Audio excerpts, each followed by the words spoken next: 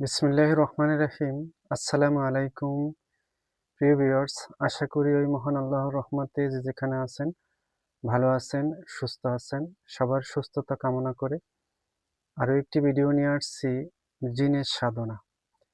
২১ দিনের জিনের সাধনা খুব সহজ এবং সরল একটি সাধনা, যেতে কোনো ধরনের সাইড এফেক্ট নাই, কোনো ঝামেলা নাই, কোনো ভয় নাই, শরীর বন্ধ করে করতে হবে না। খুবই সুন্দর একটি সাধনা আজকে দেব, যেটা আমার ব্যক্তিগত একটি সাধনা ছিল। আজকে আপনাদের উদ্দেশ্যে দিতেছি, যেন আপনারা করে কিছু ফায়দা লাভ করতে পারেন, ভালো কাজ করতে পারেন, এই আশা মনে রেখে। তাই সবার কাছে অনুরোধ থাকবে সম্পূর্ণ ভিডিও দেখবেন। আর যদি এরকম ভিডিও পেতে চান অবশ্যই আমার চ্যানেলটি সাবস্ক্রাইব করবেন, সঙ্গেই থাকবেন। সর্বপ্রথম স্ক্রিনে মন্ত্রটা দেখেন, এইটা হলো আয়াত। এই ইসমেটা আপনি এত সুন্দর একটি ইসমে এবং এর জপ সংখ্যাও খুবই কম এবং নিয়মটা এত সহজ, এত ভালো, যেটা যে কোনো ব্যক্তি করতে পারবেন। যে কোনো ব্যক্তি তাতে কোনো নিঃসন্দেহে করতে পারবেন এবং এই সাধনা খুবই সহজে আপনি উত্তীর্ণ হতে পারবেন। নিয়মটা ভালো করে দয়া করে সবার কাছে অনুরোধ, নিয়ম ভালো করে শুনে নেবেন। যে কোনো শনিবার এই আয়াতটা মুখস্থ করে নেবেন, যে কোনো শনিবার। তারপরে চন্দ্রমাসের প্রথম শুক্রবার রাতে এশার নামাজের পরে বিছনায়, আপনি যে বিছনায় শুবেন সেই বিছনায় কেবলামুখে বসে পশ্চিম দিকে মুখ করে জায়নামাজের পাটি অথবা নামাজের পাটি বিছাইয়া আপনি বসবেন। বসে প্রথমে 11 বার দুরূদ শরীফ পড়বেন। যে কোনো ছোট দুরূদ শরীফ আপনি পড়তে পারেন, অথবা বড় দুরূদ শরীফ দুরূদ ইব্রাহিম পড়তে পারেন, অথবা নবীজির ছোট দুরূদ শরীফ আছে পড়তে পারেন। পড়ে এই আয়াতটা 786 বার পড়তে হবে। 786 বার পড়তে হবে। ধূপকাঠি, মোম, লোবান কোনো কিছু জ্বালাতে হবে না। কোনো কিছু জ্বালাতে হবে না, শুধু লাইটটা বন্ধ করে বিছনায় বসে, যে বিছনায় ঘুমাবেন সেই বিছনায় কেবলামুখী পশ্চিম দিকে মুখ করে বসে নামাজের পাটি একটা বিছাইয়া সেখানে হাঁটু গেড়ে বসে নামাজের মতো বসে এই আয়াতটা 786 বার জপ করবেন। জপ করার প্রথম শুরুতে 11 বার দুরূদ শরীফ, যে কোনো ছোট দুরূদ শরীফ, এবং 786 বার জপ করার পরে 11 বার দুরূদ শরীফ। আপনি তবজিতেও জপ করতে পারেন অথবা রুদ্রাক্ষের মালায় জপ করতে পারেন। টানা 21 দিন আপনার জপ করতে হবে একই টাইমে এশার নামাজের পরে। তবে 19 দিন যেদিনকার হয়ে যাবে, 19 দিনের দিন জিন আপনার কাছে হাজির হয়ে যাবে।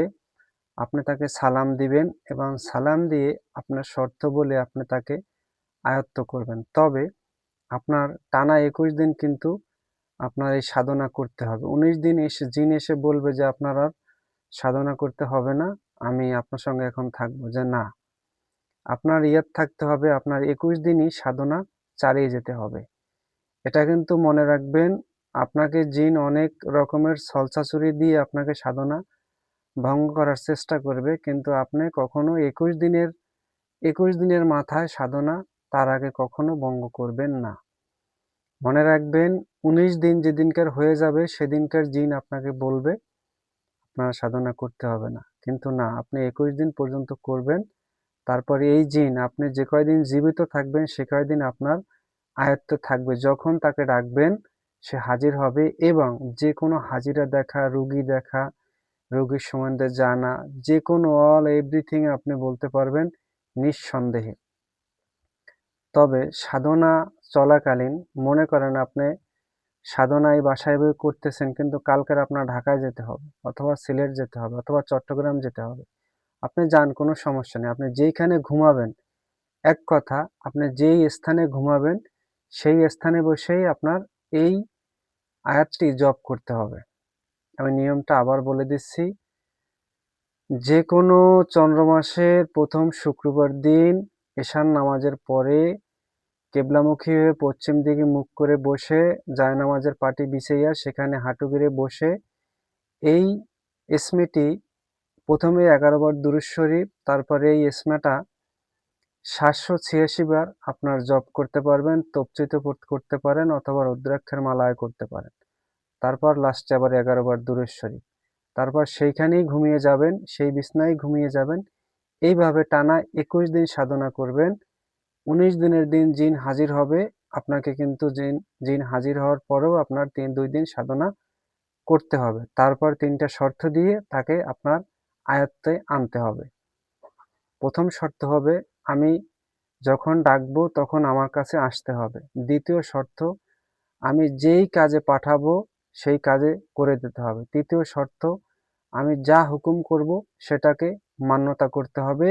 আমি যতদিন জীবিত থাকবো ততক্ষণ আমার সঙ্গে থাকতে হবে। এরকম শর্ত বলে নিবেন। ইনশাআল্লাহ ওই জিন আপনার সঙ্গে আপনার মৃত্যুর আগ পর্যন্ত থাকবে। আশা করি এই সাধনার কারণে আপনাদের অনেকের উপকার হবে। এটা খুবই সুন্দর একটি সাধনা। আপনার বিছনায় বসেই করতে পারবেন, কোথাও যেতে হবে না, ধূপকাঠি মোম কিছু ধরাতে হবে না। তবজি অথবা রুদ্রাক্ষের মালায় আপনি জপ করবেন। সবাই ভালো থাকবেন, সুস্থ থাকবেন। আজ এই পর্যন্তই। আসসালামু আলাইকুম ওয়া রাহমাতুল্লাহ।